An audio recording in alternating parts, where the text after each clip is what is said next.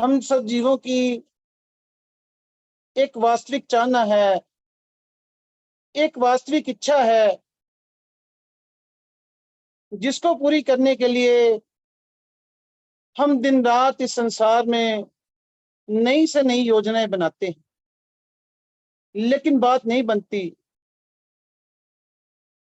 अपने हिसाब से संसार में बड़ा जोर लगाते हैं, लेकिन फिर भी मन की मंशा जो है पूर्ण नहीं होती।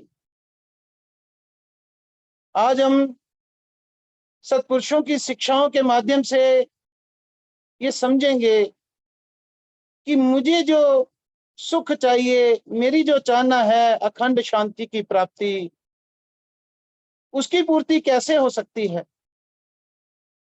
क्या वो सत्पुरुषों को बार बार नमस्कार करके उनके दर्शन करने से मेरी वो ख्वाहिश पूरी हो जाएगी, या फिर कोई और मार्ग है? इस विषय को समझने के लिए महाराज जी के प्रश्न उत्तर और महाराज जी ने जो सत्विचार फरमाए हैं उनका अध्ययन करके इस बात को समझेंगे। महाराज जी से प्रश्न हुआ, गुरुदेव, क्या संतों के आशीर्वाद से सफलता प्राप्त हो सकती है? महाराज जी, क्या संतों के आशीर्वाद से सफलता प्राप्त हो सकती है?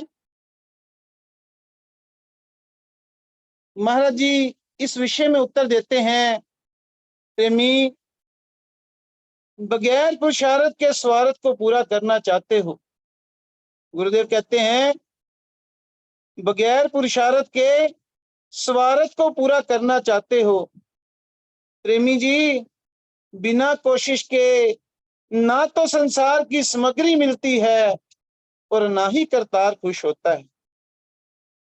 ये जितने भी दुनिया में महापुरुष हैं, जिनकी आज उस्तत हो रही है, जिनके बड़ा नाम है, वो सब के सब बड़ी जद्दोजहद से, बड़े तप त्याग से इस अवस्था को प्राप्त हुए हैं। इस आशीर्वाद लेने वाली बीमारी ने जीवों को पुरुषार्थहीन कर रखा है। ये जो जिसके लिए हम बड़ी बड़ी दूर जाते हैं, पहाड़ों में बड़ी बड़ी दूर जाते हैं आशीर्वाद लेने के लिए, दर्शनों के लिए जाते हैं, उसको महाराज जी बीमारी बता रहे हैं, क्योंकि इससे जीव अपना पुरुषार्थ छोड़ देता है। और रामायण इसके विषय में क्या कहती है? कर्महीन सुपनेहु सुख नाही। जो कर्म से हीन हो जाता है उसको स्वप्न में भी सुख की प्राप्ति नहीं होती।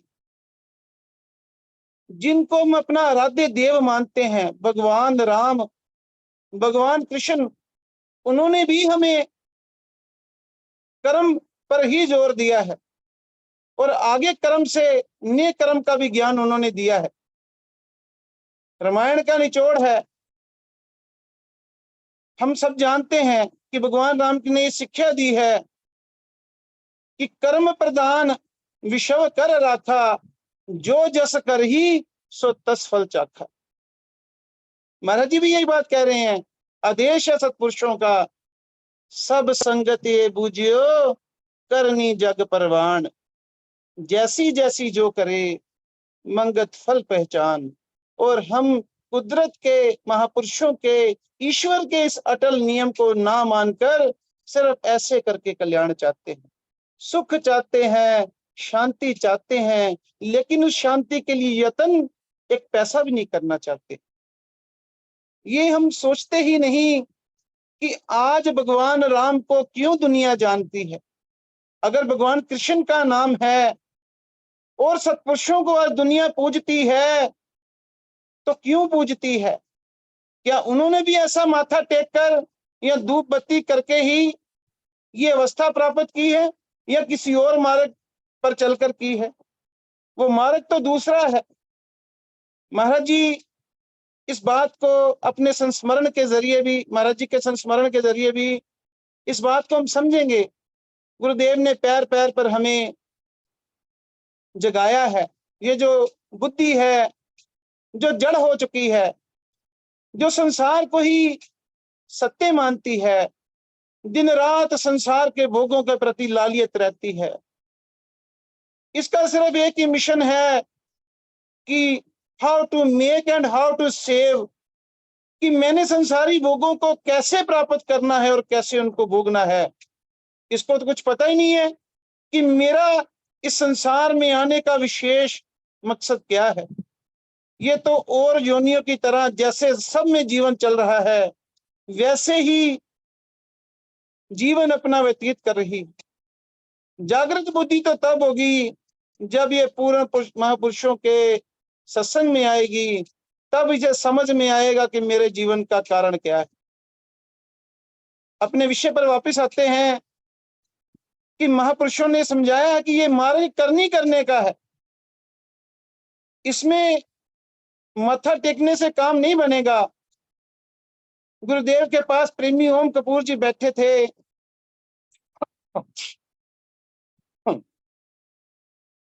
और महाराज जी केला घाट में अपनी कुटिया में समाधि अवस्था में विराजमान थे। उस समय महाराज जी के पास काफी संगत आई थी, कुछ प्रेमी गुरदासपुर के, कुछ दिल्ली के, और भी जगह के प्रेमी आए हुए थे। तो उनमें से कुछ प्रेमी जब भी महाराज जी के सामने आते तो झुककर साष्टांग प्रणाम करते और वापस पीठ ना दिखाकर सीधे सीधे वापस चले जाते। प्रेमी ओम कपूर जी ये सारा माजरा देख रहे थे। उस वक्त महाराज जी समाधि अवस्था में थे। जब महाराज जी की समाधि टूटी तो प्रेमी जी महाराज जी से पूछते हैं कि महाराज जी, क्या आपकी ऐसी आज्ञा है कि जितनी बार भी आपके सामने आया जाया जावे तो आपको झुककर साष्टांग प्रणाम किया जावे? गुरुदेव बोले, नहीं प्रेमी, इनकी तरफ से ऐसी कोई आज्ञा नहीं है, ना ही ऐसा समता में ऐसा कोई नियम लागू है। ये तो भारत में एक कायदा है, एक नियम है, एक संस्कार पड़ा हुआ है। जब भी किसी बड़े बुजुर्ग के पास जाते हैं तो उसको नमस्कार करते हैं। अब ये जो महाराज जी ने उन प्रेमियों के विषय में ये जो आगे की बात कही है, अपने अंतर्मन में विचार करूं कि क्या मैं भी तो इसी कैटेगरी में नहीं आता हूं? क्या मेरी भी विचारधारा इसी प्रकार की नहीं है जो महाराज जी अभी बताएंगे? महाराज जी प्रेमी जी को कहते, प्रेमी, ये जो आपने अभी लोग देखे हैं ये कायर बुद्धि लोग हैं, जो सत्पुरुषों को बार बार नमस्कार करके कल्याण चाहते हैं और करना धरना कुछ नहीं चाहते। प्रेमी जी, ये रास्ता करने वालों का है। बिना यत्न से इस मार्ग में रतन प्राप्त नहीं होगा। यही बात महाराज जी यही कह रहे हैं, इस अपने प्रश्नोत्तर में कह रहे हैं कि जितने भी दुनिया के महात्मा जन सिद्ध मुनि अवतार हुए हैं, इन्होंने बड़ी मेहनत की है, जद्दोजहद की है। और मैं क्या चाहता हूं? मैं चाहता हूं कि ऐसे कोई सिर पर हाथ रख दे और मुझे वो अवस्था प्राप्त हो जाए जो उन्होंने इस शरीर का, महाराज जी कहते थे, कीमिया बना देना है। कीमिया बनाने के बाद प्राप्त की। इसको महाराज जी ने कहा, ये आशीर्वाद लेने वाली बीमारी ने जीवों को पुरुषार्थहीन कर रखा है। यहाँ क्या लेने आए हो? जब दुनिया के सुख बगैर कोशिश के यानी बिना यत्न के प्राप्त नहीं हो सकते, तो इस परमार्थ के मार्ग में बिना कोशिश के कैसे कामयाबी हासिल हो सकती है? महाराज जी हमें कर्म से कर्म करने की शिक्षा दे रहे हैं कि हमें ईश्वर की प्राप्ति के लिए यत्न करना पड़ेगा, वो साधन धारण करने पड़ेंगे, जो वो नियम धारण करने पड़ेंगे, जो महापुरुषों ने रास्ता बतलाया है उस करनी को अपने जीवन में धारण करना पड़ेगा। तभी सिद्धता होगी, तभी कल्याण होगा। कहते भगवान कोई इतना बोला बाला नहीं है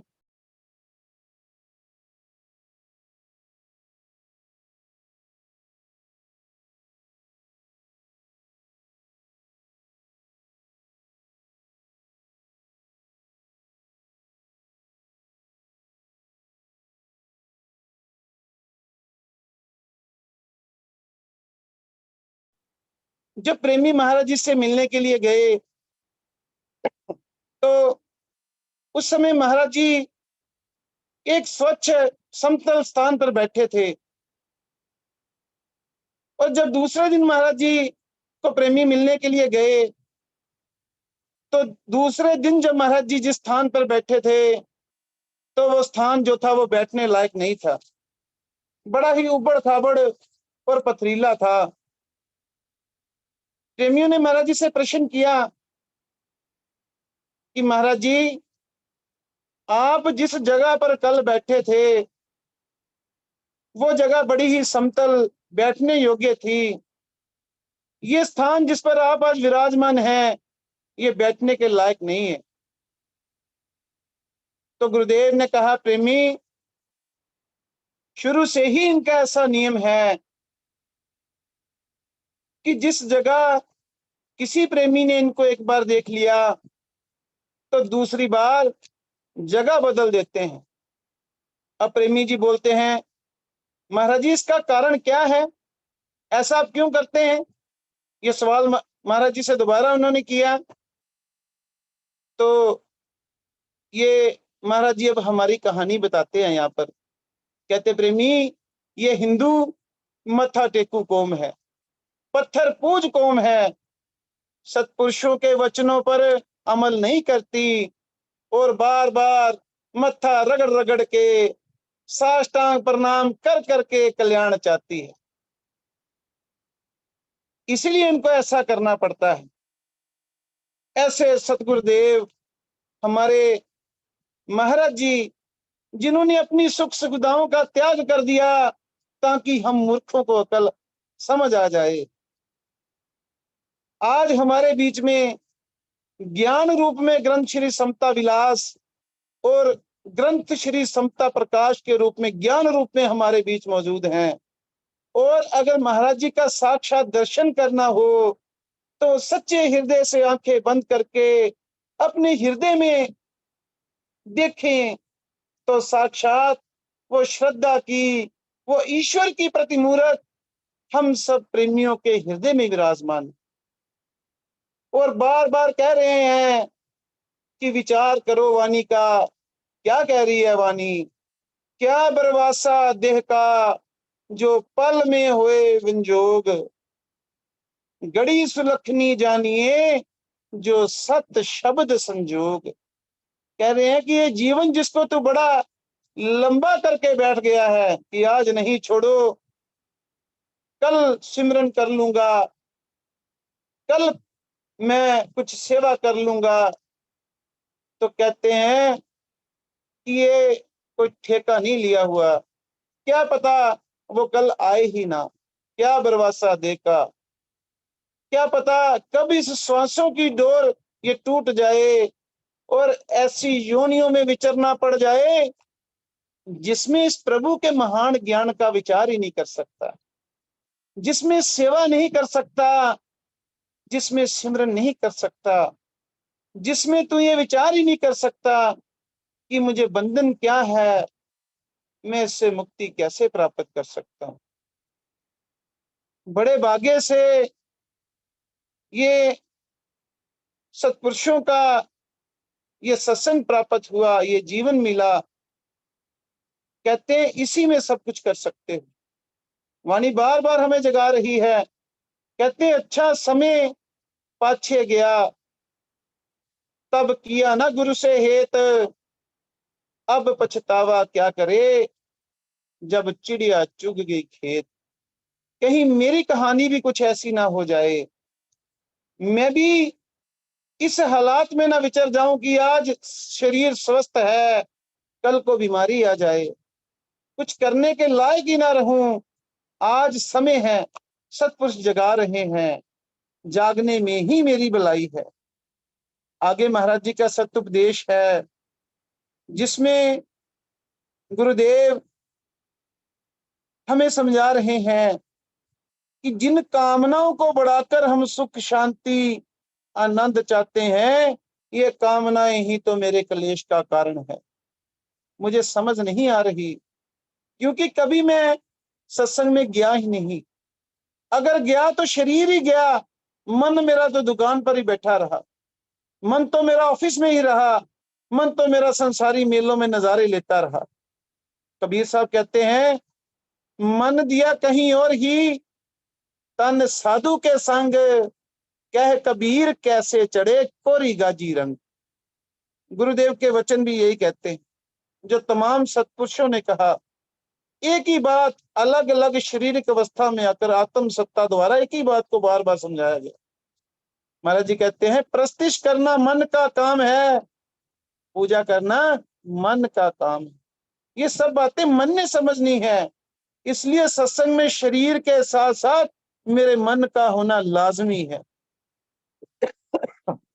महाराज जी तृष्णाओं को वैतरणी कह रहे हैं, और मैं इस वैतरणी की नदी में गोते खा खा कर शांति चाह रहा हूं। कैसे कल्याण होगा मेरा? कभी हो ही नहीं सकता। गुरुदेव सत्योपदेश में कहते हैं, शरीर रूपी संसार को धारण करके जीव दिन रात कामनाओं को पूर्ण करने के वास्ते दौड़ रहा है। कहते हैं कि इस शरीर रूपी संसार को धारण करके जीव दिन और रात अपनी इच्छाओं की पूर्ति के वास्ते दौड़ रहे हैं। भोग प्राप्त होने पर भी उन्हें तसल्ली प्राप्त नहीं होती, ना ही शांति मिल सकती। प्रेमी देवराज गुप्ता जी अपनी एक इच्छा को लेकर महाराज जी के पास आए, और महाराज जी उनको क्या कहते हैं, जब वो जिद करने लगे कि महाराज जी मेरी एक इच्छा है, उसकी पूर्ति होनी चाहिए, इसीलिए मैं आपके पास आया हूं। अब गुरुदेव ने कोई व्यापार थोड़ी करना है जो फर्जी संतों की तरह उन्हें दिलासा दे देंगे। महाराज जी त्रिकालदर्शी संत थे। उन्होंने देखा और कहा उनको कि प्रेमी, तेरी बड़ी मेहनत है, इसलिए तेरी इच्छा कभी पूरी नहीं होगी, क्योंकि परमार्थ के मार्ग में ये सब जो विषय वासनाएं हैं, ये रुकावट है। इनका त्याग करके ही हम उस आगे बढ़ सकते हैं। तो गुरुदेव कहते हैं, तेरी एक इच्छा, ये इच्छा कभी पूरी नहीं होगी। कुदरत बड़ी चीज देना चाहती है, और साफ साफ कह दिया कि दुनिया की कोई भी वस्तु तुझे वास्तविक आनंद नहीं दे सकती। तो एक चीज के पीछे भाग रहा है, सारी दुनिया का सामान इकट्ठा कर ले, इंद्रराज का सुख भी भोग ले, इंद्रलोक का सुख भी भोग ले, तो भी तेरी जो इच्छा है कि मुझे शांति मिल जाए, वो कभी नहीं हो सकता। आगे महाराज जी जो कहते हैं उस बात को समझना है। प्रेमी, जब जीव इस संसारी भोगों से अपना मुख मोड़ेगा, तब इसके लिए सच्ची शांति के दरवाजे हमेशा के लिए खुले हैं। इस बात को जितनी जल्दी समझ लें, उतनी ही हमारी भलाई है, नहीं तो कभी शांति मिलेगी नहीं, बल्कि और भोगों की तड़प जीव के अंदर बढ़ जाती है। ये एक इच्छा के बाद दूसरी इच्छा अपने आप पैदा हो जाती है। ये इच्छाओं के ये नियम है कि जैसे ही एक इच्छा पूरी होती है तो फौरन दूसरी इच्छा पैदा हो जाती है। ऐसा हमारे ग्रंथों में भी हमने पढ़ा है। जिमी प्रति लाभ लोभ अधिकाई, हर लाभ पर हर लाभ पर हमारा लोभ बढ़ जाता है। हमारे मन की दौड़, ये जो विषय वासनाओं की जो अग्नि दहक रही है, इसमें जैसे जैसे वासनाओं की पूर्ति होती जाएगी, वासनाओं का इसमें ये जो संसारी सामानों का घी इसमें पड़ता जाएगा, इससे इसकी जो लाटें और बढ़ेंगी, ये कम नहीं होंगी, और इसकी शांति, इसकी प्यास भी और बढ़ेगी। इस बात को हमने समझना है। जन्म से लेकर मरने तक जीव, जन्म से लेकर मरने तक ख्वाहिशात को पूरा करने के लिए नेक व बद कर्म करता है, और चाहता है कि इसे ठंडक हो, इसे ठंडक प्राप्त हो, मगर ठंडक नहीं मिलती। ये 25 प्रकृति का ढांचा किस कदर इसे नाच नचा रहा है। जब यत्न प्रयत्न सारा दिन करके थक जाता है, तो फिर चारपाई पर जाकर पड़ जाता है और कोई होश ही नहीं रहती, शुद्ध बुद्ध भूल जाता है। सत्संग में जाकर इसे विचार मिलते हैं, सत्संग में आकर इसकी आंखें खुलती हैं, सत्संग में आकर इसे वो रास्ता प्राप्त होता है जिस पर चलकर ये अपनी जो इच्छा जो संसार में पूरी करना चाहता था, इसे समझ आती है कि वो इच्छा मेरी कहाँ से पूरी होगी। वहां जाकर इसे पता लगता है कि ये शरीर क्या बना है, इसके अंदर क्या खेल हो रहा है, कैसे ये ढांचा बन और बिगड़ रहा है, किस शक्ति के सहारे ये खड़ा है, इसके अंदर ये बोलने वाली क्या चीज है, सुख और दुख कौन महसूस कर रहा है। वैसे जीव कभी ऐसे विचारों की तरफ ध्यान नहीं देता, बल्कि इसके पालन पोषण में वक्त गंवा देता है और शारीरिक भक्ति में लगा रहता है। जितने भी धरती के जीव हैं, सब ही अपनी अपनी बुद्धि के मुताबिक शारीरिक सुखों के लिए दौड़ लगा रहे हैं, पर इस पेट तंदूर को भरने की फिक्र में लगे रहते हैं। मानुष चोले में तो ये कई तरह के लवाजमात भी एकत्रित कर लेता है, मगर इसके बावजूद इसे तृप्ति नहीं मिलती। सब जीवों में इंसान की बुद्धि श्रेष्ठ है। सतपुरुष कहते हैं कि चारों खानियों में जितने भी जीव हैं, जितने भी शरीरधारी हैं, सब में मनुष्य की बुद्धि श्रेष्ठ है, क्योंकि इसमें ये विचार कर सकता है, गलत और सही की पहचान कर सकता है, सच और झूठ का निर्णय कर सकता है, यहाँ तक कि असत्य मार्ग को त्याग कर सत्य सत्पुरुषों की शिक्षाओं के द्वारा सत्य के रास्ते को समझकर सत्य पर चल सकता है। आगे कहते हैं, इसे अशरफ यानी सर्वश्रेष्ठ कहते हैं। इस चोले को सर्वश्रेष्ठ कहा गया है। ग्रंथों में इसकी वड्याई है। वाणी में आता है, 1,84 योनि सबाई, मानस को प्रभदई वड्याई।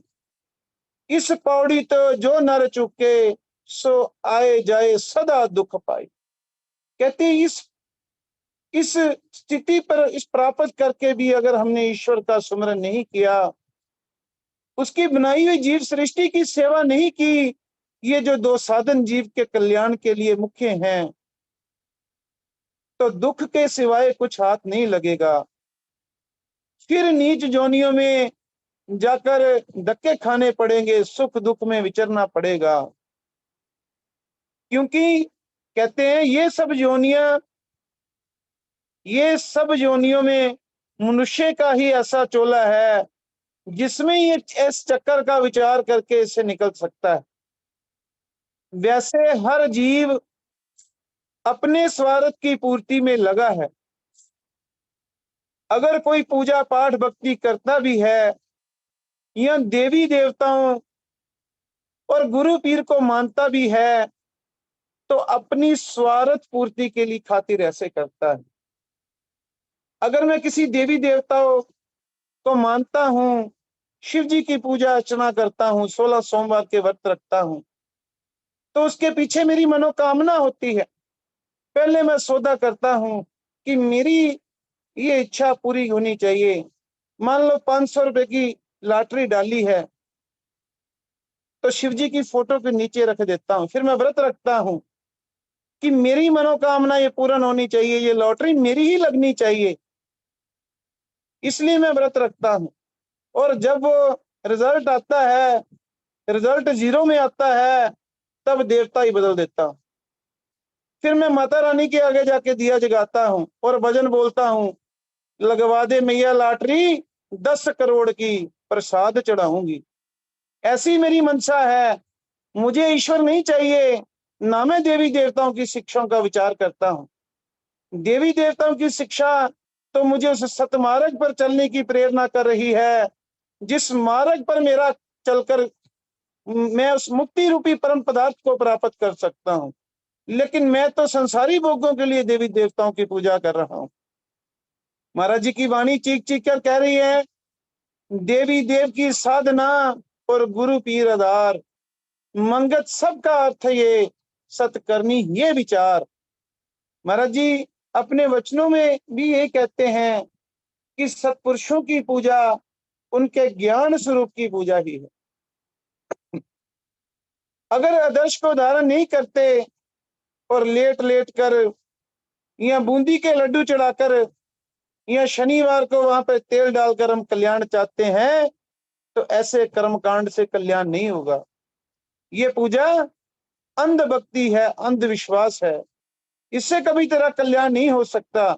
जो उन महापुरुषों ने, जिन तरीकों से उन महाशक्तियों ने निजात हासिल की, ये गुरुदेव के वचन है, उन तरीकों को धारण कर, फिर तेरे जीवन में स्थिरता आएगी, तेरा जीवन शांति से भर जाएगा।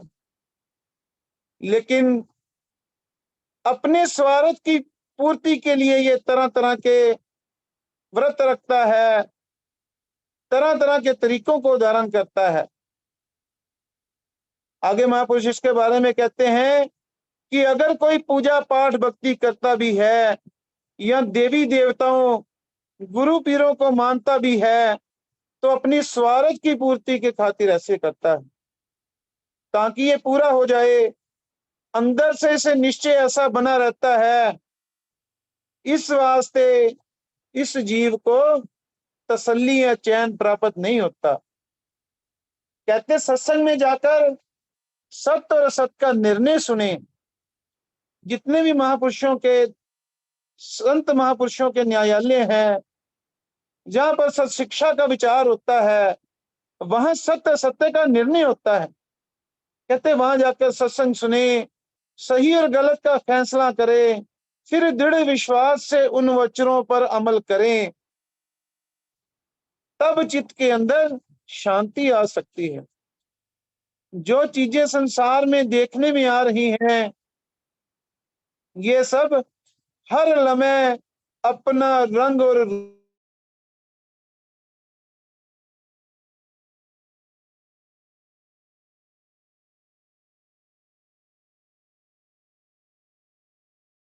जो उपजे सो बिन से, रे भाई इस जगत में कोई न टिकने पाए। लेकिन मैं उन नाशवान वस्तुओं से लिपट लिपट कर, उन भोगों में लोटपोट होकर ही मैं शांति चाहता हूँ। सत्पुरुषों के आदेश को नहीं मानता कि मुझे वाणी किस मार्ग की ओर बढ़ने के लिए कह रही है। आगे कहते पल में उनका रूप गुण ऐसा बदल जाता है कि पता ही नहीं लगता।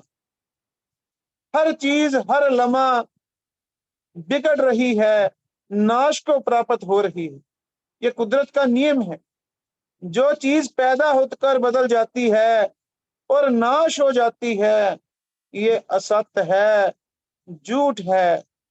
ये जो शरीर देखने में आ रहा है, हड्डी, मांस, मज्जा और कई जोड़ों के बने हुए हैं, और सफेद लाल काली चमड़ी का टेप इन पर फिरा हुआ है, जिसे जीव देख देख कर मोहित होते रहते हैं। सतपुरुष कहते हैं जरा विचार करें, देखा जाए तो पता लगेगा कि किस कदर गंदगी इनके अंदर भरी हुई है। जब कोई जीव ऐसा विचार करता है तो इससे घृणा होने लगती है, और उसे पता लग जाता है कि ये कैसे बदल रहा है, कैसे इस शरीर के जोड़ ढीले हो रहे हैं और इसकी शक्ल बदलती जा रही है। जिस दिन शरीर को कायम रखने के लिए, जिस शरीर को कायम रखने के लिए ये दिन रात यत्न प्रयत्न करता था, कैसे ये नाश को प्राप्त हो जाता है। हर एक शरीर की ये गति होती है। इस तरह इससे संबंध रखने वाले पदार्थ भी सब तब्दील हो रहे हैं। गुरुदेव एक म्यूजियम में गए थे, वहां जो वस्तुएं बनी थी उनको देखकर महाराज जी कहते हैं कि किधर गए इनको बनाने वाले, ना वो रहे ना ये वस्तुएं रहेंगी। ये संसार, इसका नियम है, हर घड़ी हर वक्त ये तब्दील हो रहा है। जो वस्तु आज इसे सुखदायी प्रतीत होती है वो किसी समय या यूं कह लो कि अगले ही क्षण इसको दुखदायी मालूम होने लगती है।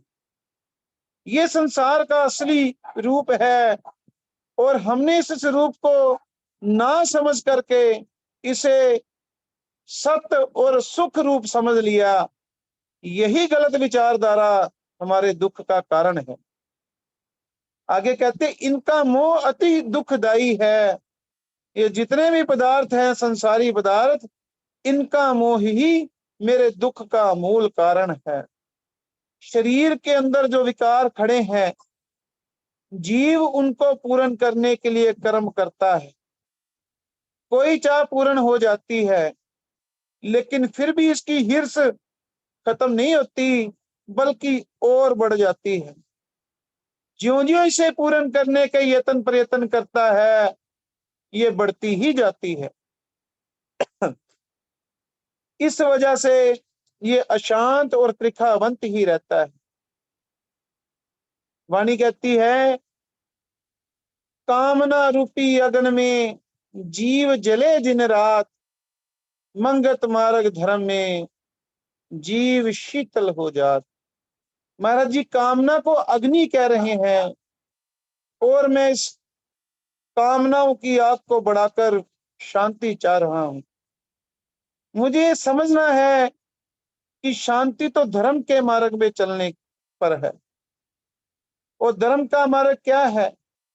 इस नाशवान शरीर के अंदर जो अविनाशी तत्व है उसकी खोज करना, जिसके कारण मेरे रोम रोम में प्रकाश हो रहा है, जिसके कारण सूरज हवा में खड़ा है, जिसने पृथ्वी बनाई, जिसने हवा बनाई, पानी बनाया, जो सर्वशक्तिमान है, जो अद्वैत है, जिसके समान कोई दूसरा नहीं, उस ताकत को समझना यही सच्चा धर्म है।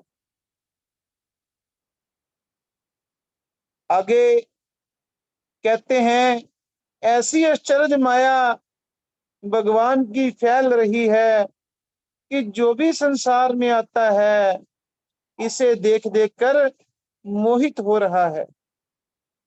कहते अद्भुत लीला देख के मोहे सुखदेव मुनि ज्ञानी, तोरे जीव की गत ही क्या जो नित्य भ्रम लिपटानी।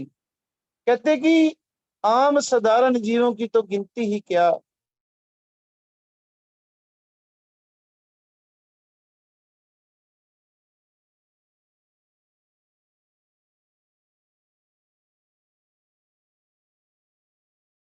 फंस जाते हैं। कहते कोई विरला ही इस अपार वेद को जानने की कोशिश करता है। समय है प्रेमी जी? समय तो नहीं है प्रेमी जी, 4 मिनट ज्यादा हो गए जी। ठीक है, माफ करना प्रेमी। कोई बात नहीं, कोई ओम बात ब्रह्म सत्यम। नहीं। ओम सत्यम सर्वदा जी।